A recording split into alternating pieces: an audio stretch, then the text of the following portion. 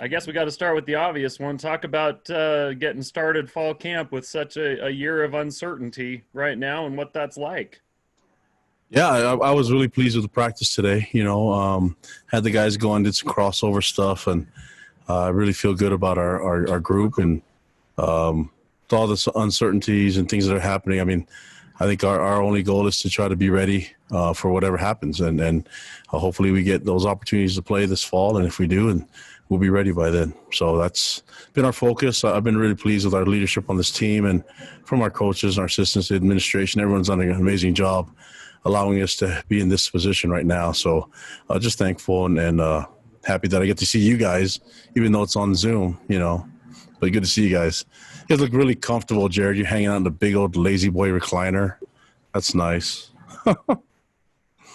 Well, I got to be in the basement, Kalani, because my wife's got the office upstairs. So, we got to keep things organized. This sounds about right for right now. But how much have you had, Kalani? Just the last thing for me, just how much have you had input and discussions with Tom as you guys have tried to figure out what the season might look like? Yeah, I mean, Tom talks to me about a lot of different. There's so many different variables, and a lot of it is not what we control. It's not we make the demands and everything. I've been really pleased with the way Tom's doing it. He's got a really tough job, and I'm just saying, let's just get ready to go. My job is to get the team ready, not to do the schedules and things like that. That's Tom, and I trust him in it. So we'll just be ready whenever they're asking us to play. Okay, Caleb Turner, go for it. All right. Well, Coach, as I'm sure you heard over the weekend, a bunch of players from the Pac-12 got together and kind of made some demands, expressed some concerns about returning to play this fall and some other issues as well. And I was just curious if you have had any athletes on your team come to you or express any concerns about returning to play this fall. Well, if it's about the COVID-19, yeah, we've had a lot of discussions about that, and there's a lot of players that have reasons in the NFL and a lot of different levels of opting out, not playing, and I understand those, and I'm very sensitive to that. If it's about some of the demands and stuff that happened over the weekend, then I think it's important that we talk to our players and educate them as much as we can. It's a good exchange. I've always had an open door policy with our players. I've always felt that it's important for them to voice their opinions and to express themselves to each other and to talk amongst each other, but also to converse with the coaches, mentors that they have on campus and our administration. So we've had a great dialogue and open conversation here about everything and cover a lot of different categories. But I think it's important for them to feel that their voices are heard and that, when they're asking about something, that we give them the opportunity to understand something thoroughly, and so they can understand what's being said and what whether it's money or things like that, they understand the situation that they're in and the situation that the administration in and I'm in as head coach. I think that there's nothing wrong with just being able to talk things through and be able to communicate. And I just know that I've said this before, but if you don't have that communication, then it's usually filled with negativity, right? So I think it's important that we stay updated on a lot of different topics, not just the situation with COVID or the situation with revenue and things like that, but also just everything in general. I think we're in a unique university where we can talk a lot about different things and have different opinions. I think it's important that we respect each other and grow from sharing and learning from each other.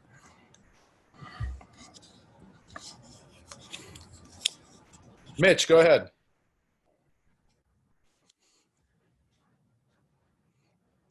He's muted, I bet. Are you still muted? You got me now? There you go. Go for it. Kalani, good to talk with you finally.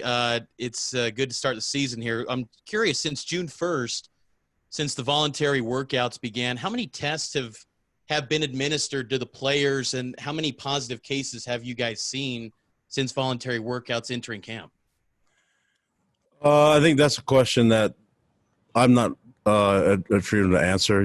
We have, I think, keeping the players and the student athletes, their privacy is important, right? But I can say that we've had We've ran tests, and we've done we've done a great job here as administration. Have done a great job organizing the screening process, and our sports medicine department, our doctors, done a great job at educating our players and understanding the importance of social distancing and understanding the importance of wearing a mask and things like that. So it's important that we do our part so that we can keep this a low risk environment in order for us to play football, right? So, but when it comes down to the details and the numbers and that stuff, I don't have the answers to that. So nothing against you, Mitch. That's a good question, though. I can't answer it. Yeah, understandable. Have any players expressed, kind of touching on a little bit of the COVID-19 and stuff, have players expressed to you that they're a little bit concerned about or potentially withdrawing from the season? Is that something that could be a possibility with your team?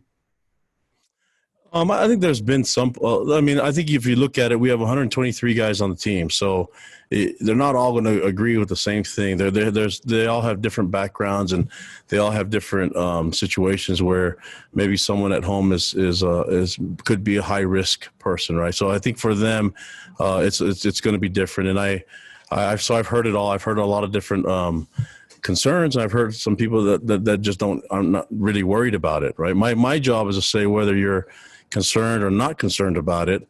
There's a protocol that we have to follow, and in order to follow that is to protect not just ourselves but everyone else, is being mindful of everybody, right? And seeing that what the virus has done. I mean, if you can imagine some people and their thoughts, it's all over the spectrum, right? But regardless of how you feel, this is what we need to get done. This is the protocol. This is the process that we need to do, and in order for us to play football. But also, it doesn't hurt to show kindness and to care about others and be mindful of them and others that may be struggling and that could be at high risk. That's an important thing for us to think of others first. Thanks. Norma, go right ahead. Hi, Coach. How are you doing? What's up, Norma? So I just wanted to sort of get the feel for what's the morale like right now in the locker rooms, out in the field.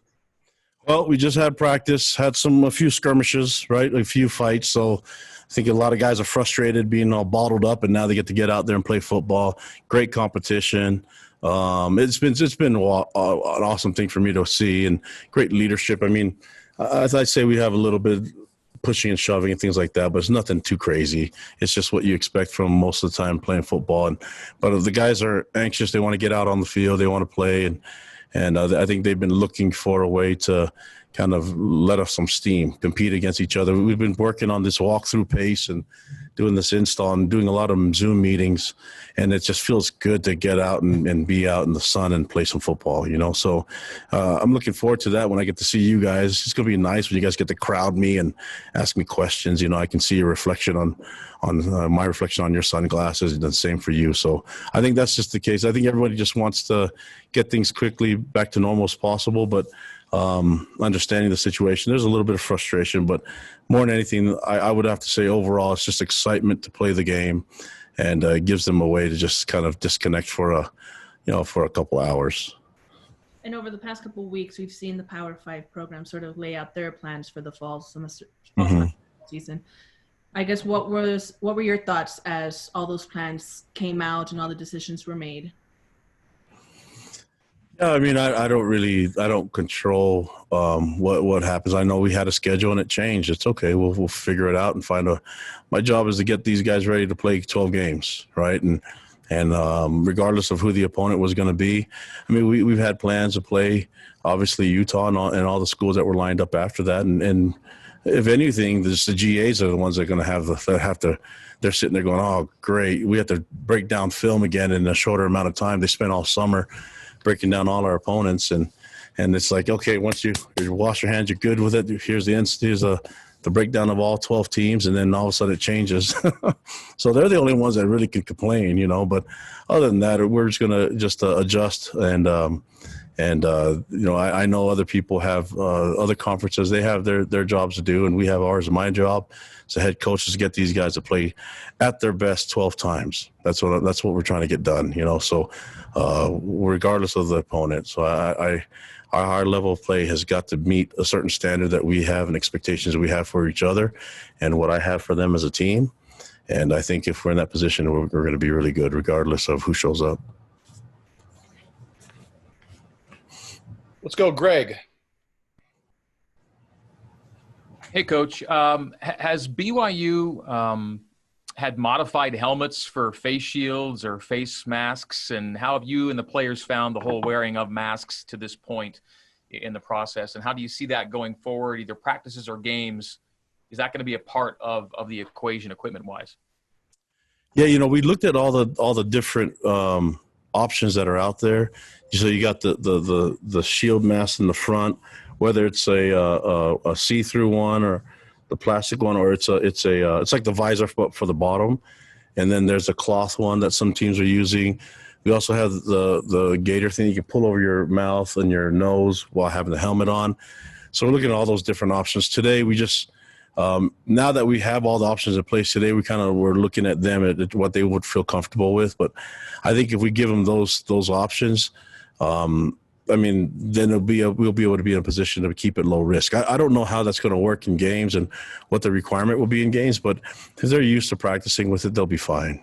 So I think that for the most part, our guys I think there's a plan in place with our equipment sports medicine room, getting these guys the different options, because I know some guys prefer one thing or the other, and I don't think making it all one way is going to work. There's some guys that would want to wear the gator thing over their mouth and nose and the face shield. So I'm good with it. As long as they catch the ball when they're supposed to and block when they're supposed to, make tackles, I'm okay with it. Good to see you, Greg. The guys adjusted pretty well just in the voluntaries and the mandatories to just having something on their face when they're in the heat and expending energy, things like that? Yeah, nobody likes it, right? It's not comfortable, but I think they're getting kind of used to it. They're understanding it, and they just know that it's a necessity. So, it's getting hot out there, and the guys have to have these masks on, but it's okay. It's the price that you pay to keep it a low risk environment so that we can keep practicing. And these guys are willing to do that in meetings, and they're willing to do that in our practices and things. So I think for the most part, it has, they would rather not do it. I think we would all rather be doing things back to normal, right? But we'll just adjust and make it work as much as we can. Thanks. All right, let's go, Jay, and then Dana. Hi, Coach. I was just wondering. Oh, Jay, you went no camera? I'm still in my pajamas. Okay. You wouldn't want to see that. Good excuse. You have the PS4 controller on your knee. I get it. Go ahead.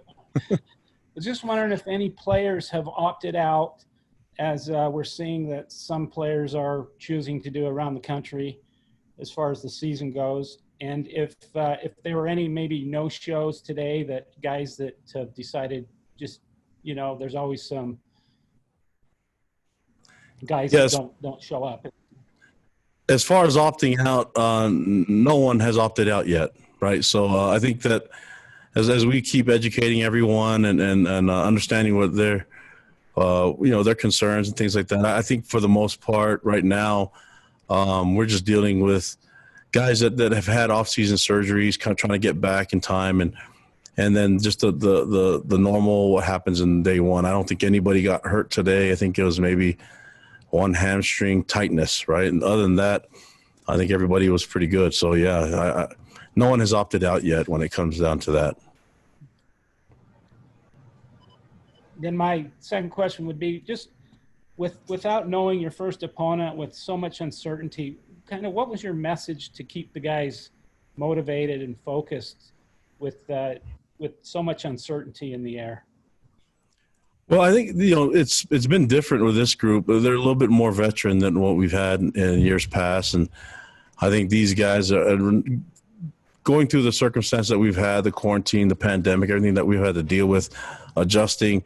I think these guys understand it, right? And I think they'll just be thankful. What I've seen from our players is just gratitude and appreciation for the people that are working hard to get us a schedule in place. And so I think these guys just going with it, getting everything ready and doing their best. I see a very focused group in this team. So it'd be a lot easier to get more focused when you know your first opponent. But I think we just tell them to just be ready for anything that is a possibility out there. But more than anything, we just have to be at our best right at the get-go when we are able to play that first game. And then that's been the focus. But as far as the guys are upbeat, they're excited, and this day one, and it's easy to do that. But we've been here doing walkthroughs and all that stuff for 6 sessions now, and that they were upbeat during that. During the voluntary workouts, they were all here and upbeat doing the whole thing, running their own PRPs during the summer. They've been upbeat the whole entire time. These guys are excited to get to the season, and this is what they've been waiting for. A lot of guys have made a lot of sacrifices to be here, and I think they understand it's a game of football, but I think that's something that they plan on doing, and I see a group that's really focused. Gaina, you're up, then Jake after that. Hey, Coach. After one practice, can you tell us who the starting quarterback's going to be? I could tell you, there's some good front runners, right? So I saw a lot of good things from all the quarterbacks. They're all healthy and looking really good. Zach, Jaron, Baylor, those guys did a great job. And then Soljay did some really good things, too, as a true freshman showing up. Just surprised us a little bit, and when we did some crossover stuff. But I feel really comfortable with that group, and A-Rod's done a good job getting them all ready. And I mean, there's a few others that they're getting some reps there too. Rhett Riley, Mesa Fakahu, and others. So really, really feel good about that group. It's just like I do a lot of our other positions.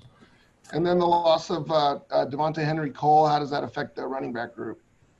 Yeah, we're going to be fine. Yeah, I mean, we're going to play with the guys that are here. He was here doing our PRPs. He was here doing our workouts and stuff.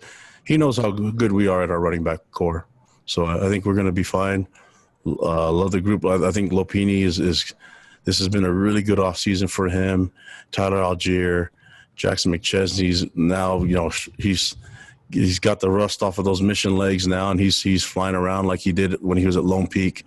So, it's a good group. Sione Finau is getting healthy and getting ready to go. And we have Bruce Gare as a freshman that's doing some good things too. I mean, there's guys that are running well. Javale Brown we put there, and he's looking good. And Luke Andrada got some reps at running back today. He looks really fast. So it's a deep group, a lot of talent, and a lot of experience. So we're really, really excited about that group. Go ahead, Jake, and then John, you're up after that. Coach, I wanted to ask you, you guys opened up the training room on June 1st when you guys were first allowed to. Do you feel like that will give you guys any type of advantage as you guys get ready for the upcoming season? We opened up the what? The training room. Like, you allowed athletes to come in and do their individual workouts the first day they're allowed to by the NCAA. Do you feel like that extra time those guys got? Oh, yeah. Have help? Yeah, I mean, we got a couple weeks up on a lot of programs, being able to come in June 1st when our administration allowed us to do that as well, and I mean, obviously it was different because we had to do different shifts in different groups, couldn't exceed a certain number. We had to run with social distancing. We had to keep separate apart from there, and even our lifts. But the guys are so excited to get back into it and get back and do some football training. Even though the PRPs were mostly run by the players, we can't be there as coaches. But I would say that, like I said, this is a group that's a veteran group. We got guys that are in a situation now where they're not coming off of off-season surgeries. Guys that are actually healthy and running PRPs, and instead of trying to work on their health, they're working on the intricacies of their assignments and their technique, and it's showing a lot. I mean, I'm just going to tell you, I think we have a good chance. That's probably the best thing for me to say, but I'm really excited about what I saw from today and what I've seen from these guys, from the transition, their bodies. I mean, they look really good. So I'm really excited about the depth that we have and excited about the talent that we have on this team. And more than anything, the leadership and the veteran group that we have that have played a lot of football, they're taking the lead, and makes my job a lot easier as a head coach. We talked to you a couple of times throughout this offseason just about the uniqueness of it. How is it different now as you get ready for a season with so many unknowns as compared to what you told us previously, if anything?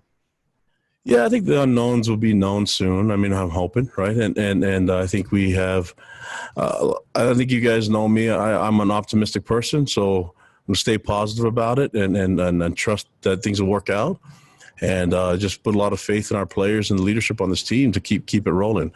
I trust leadership in our administration, and I'm really anxious, excited to get these guys, to perform for our fans. That's the goal. We want to get out there and get back to normal. I think I said it months ago that I'd get things back to normal, and it seems like if you get things back to normal, the trend would be that you're going to do normal things like, watch sports and like to see my Jazz shoot better from 3-point line, stuff like that, right? But you get to that point, and then next thing you know, football's arrived, and then although there may be some adjustments that you do along the way, we're gonna be fine. I feel like it's kind of trending towards that, and maybe keeping the faith a little bit about the optimism. So that's the key. I know there's other people that want to, are the worst case scenario type people. I'm probably the opposite. Thank you. John, then Sean, then Andrea. Kalani, looking at the fact that you guys didn't have spring ball because of all the circumstances that happened, how has that impacted how you've been evaluating players as you start up fall camp and kind of looking at where you need to go from point A to point B? Well, I think we were really excited about the possibilities at spring ball. We had 6 practices and a couple live moments, right? So we were able to see some guys, and there are even some guys that were home from their missions, but had to get through a little bit of transitioning, right? And then they've done that. These guys have worked extremely hard during the quarantine and during the time apart. I think it's given them some new life. You know what I mean? And maybe I don't know. I think maybe players, if you're thinking about it, maybe a little bit overtrained, if I could look back, because we were forced to kind of separate, and guys were able to kind of go on their own and find their own specialized training, whether it's they feel like, okay, and it creates this intrinsic motivation where it's like, if I'm deciding that I'm going to go and do this, I'm probably more bought into it. We've had our players communicate with our strength coaches throughout that whole time in the off season, and we had no choice but to just give them like a little bit more specific to their needs. And that's what's been the beauty part of this whole thing, is that when you're running a conditioning program, strength program, it pretty much covers all. But during this time of being away, the guys were left on their own and like, okay, this is what I need to improve on. And then they're asking questions. It kind of gives you some thought on how you should do it from now on. And I think maybe keeping it a little bit more personalized might be the new way of doing things for us. Or from my point of view, probably the best way, the most effective way, right? So I have guys on the team that are a little different than other places, where a little bit more mature and grown. And I wasn't worried about some of the things that they were doing during the quarantine. These guys were working hard, and I could see their bodies changing. When other coaches that I know of were struggling, they're just like, well, don't know if our guys are doing their workouts and things like that. I saw my guys going out there and become more specialized in their technique and things that they want to improve on. So I saw it as a positive, considering the issues and the pandemic and the quarantine and all that stuff. Man, I think there's a lot of things that we could take from this experience and probably see if we can maybe modify our off season a little bit more. And I'm looking into that, doing the research and trying to find ways. But the truth is, the proof is in what I see. I see a lot of guys that have made a lot of change, whether it's their body type or their body fat or their strength. They've all improved a lot more in their own specialized training and seeking that out individually than they did when we did the whole coverall program. Go ahead, Sean. Yeah, Coach, you mentioned that you guys are just trying to get ready for whatever season that you'll have, and that's obviously something that Tom and others will be discussing. But have you heard anything from the guys just about potentially playing in front of an empty or mostly empty stadium? Because obviously 60,000 fans at LaVell Edwards Stadium, it's kind of a selling point for the program. But on the other hand, you've had guys who have, they've got friends who had baseball or softball or whatever seasons canceled and that kind of thing. So does that kind of help them adjust to, I guess, what will probably be a pretty new normal for the season? Yeah, and they're watching they're watching how sports is being run right now. You have PGA with hardly any fans out there. no one's going to be walking on the 18 fairway with Tiger this week or anything like that. You know what I mean? And so they see that there's the virtual fans in the NBA games and stuff like that. I'd love to have courtside seats for that one. That'd be cool. But I'll be honest with you, and all joking aside, our guys are just really they just had this sense of gratitude. I've felt it from them. Just appreciate whatever they can get, right? And these guys aren't picky. They're just they have a huge sense of appreciation for everyone that's helping them get to this and being in this situation. So I'm just lucky to be able to coach such good young men. Okay, we've got the student athletes are about ready. So Andrea, you'll get your question in, and then we're going to move on to the student athletes. Sorry we weren't able to get to everybody, but we did give every outlet a chance that wanted to ask a question. So go ahead, Andrea, and then we'll move on. Okay, thanks, Kyle. Hi, Kalani. What's up, Andrea?